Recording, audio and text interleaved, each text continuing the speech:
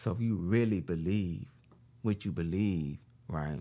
Would you believe it to the point where when your life is at stake, or do you just kind of believe it, and if things get kind of rough, right, you will abandon it?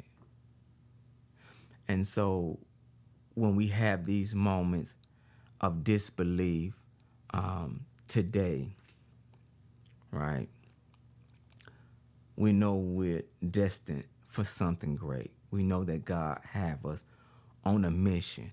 We might not know the entirety of it, but we know we have to move out on it.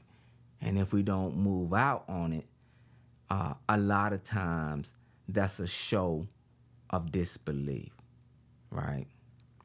That's a show that there's something is deeper than a lot of times procrastination, right?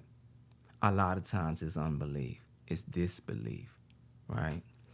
And that's the main thing that needs to shift, right? But it's gonna shift through action.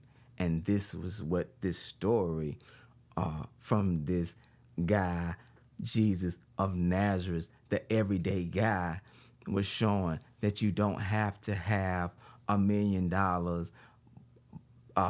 born in a kingdom, to be a high value person, right? In fact, to go back to when he was born in this manger, these people, these kings from the east had came, and they gave him these presents, right? Gold, frankincense, and myrrh, right? The gold represents kingdom, the frankincense, priesthood, and the myrrh, death and resurrection, right? So in this manger, gifted with these gifts from high-end people about your future. And so a lot of times you may be under the impression that if you don't have these material things, if you don't have, you're not high status unless you've been a millionaire for 5 years and you have this social standard, and so, or this social proof, right? And then if you have the social proof and the money, that means you're a high value, right? Even though you might not know what your purpose is, right?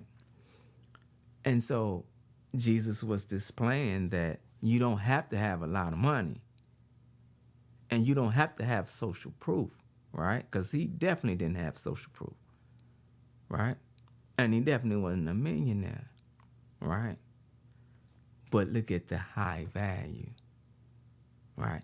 A man that believed so much in his mission to get man to believe that he will go all the way to the cross, right?